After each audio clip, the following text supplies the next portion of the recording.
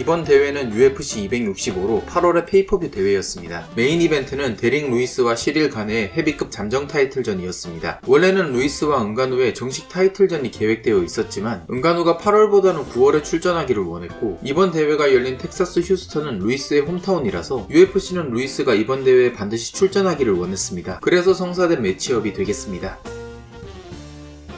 프로필을 띄워넣긴 했는데 이 경기에서 프로필이 가지는 의미는 별로 없습니다. 시릴 가네의 신체 조건이 좀 더 좋다는 것만 확인하면 될 것 같고, 루이스는 4연승, 가네는 6연승 중이었습니다. 어차피 데릭 루이스가 화력 원툴 파이터이기 때문에 시릴 가네를 과연 맞출 수 있을지 어떨지가 이번 경기를 보는 주요 포인트였습니다. 또한 5주 전에 발표된 경기였기 때문에 양 선수 모두 새로운 운영을 준비하기에는 부족한 시간이었죠. 이 경기에서 눈에 띄는 몇 가지를 간단히 정리해 보겠습니다. 경기 초반 시릴 가네의 스탠스는 사우스포였습니다. 루이스의 유일한 무기인 오른손으로부터 멀어지기 위함이었죠. 또한 가네는 통통 뛰는 스텝을 주면서도 뒷다리에 무게를 실었고 1라운드에는 루이스의 펀치 거리로 들어가지 않았습니다. 그저 원거리에서 오블리킥과 레그킥을 차면서 포인트 싸움만 해주는 모습이었습니다. 1라운드 후반 로블로로 인하여 잠시 경기가 중단되었다가 재개된 이후에 루이스가 가네의 사이드킥을 피하면서 백을 잡은 상황이 있었고 오른손 훅을 크게 2번 날리는 장면이 나오는데요. 이때가 이 경기에서 루이스에게 가장 큰 기회였다고 생각합니다. 다만 두 번째 훅을 가네가 겼는지를 확인하더니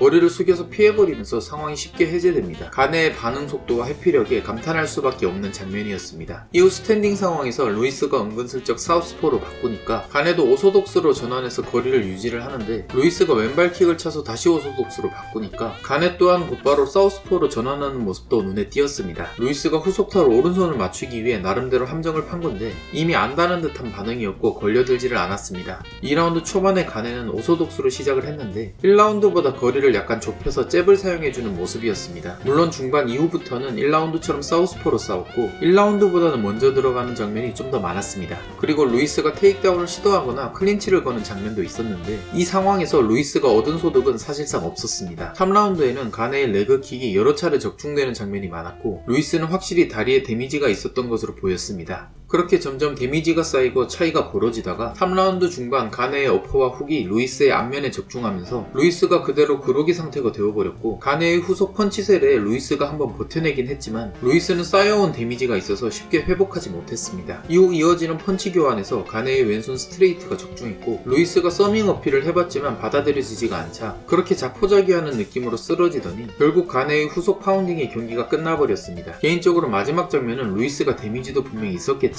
스스로 포기해버리는 느낌이 좀 더 강해 보였습니다.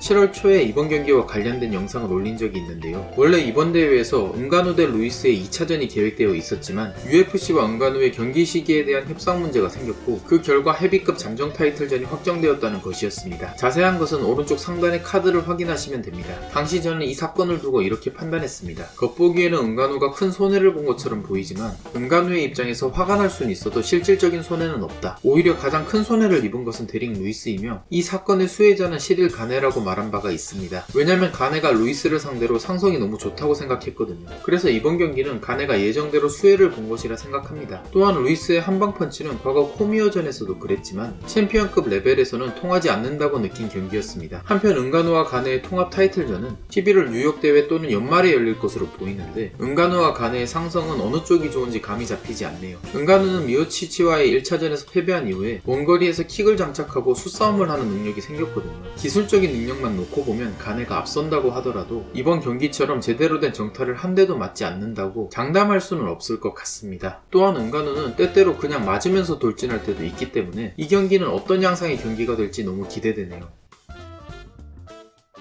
대회 후 기자회견에서 시릴 가네는 초반에 당한 서밍 때문에 경기 내내 앞이 뿌옇게 보이는 상태에서 싸웠지만 그래도 MMA 수업을 해주는 느낌으로 압도했다고 했습니다. 전반적인 경기력에는 만족해하는 모습이었죠. 백 사장에게 시릴 가네가 왜 보너스를 받지 못하냐는 질문도 있었는데 보너스는 션셜비가 정하는 것이라고 확실히 하면서도 시릴 가네에게는 따로 $50,000를 더 줄 것이라고 언급하기도 했습니다. 이런 처리는 굉장히 마음에 드네요. 한편 존 존스에 대한 소식도 들려오고 있습니다. 미오치치를 상대로 복귀한다는 루머가 있는데 이게 사실이라면 헤비급이 굉장히 재밌게 돌아간다는 느낌이 드네요. 관련 소식이 들려오면 영상을 제작하도록 하겠습니다. 그러면 준비한 영상은 여기까지입니다. 시청해주셔서 감사합니다. 구독과 좋아요 그리고 알림 설정은 저에게 큰 힘이 됩니다.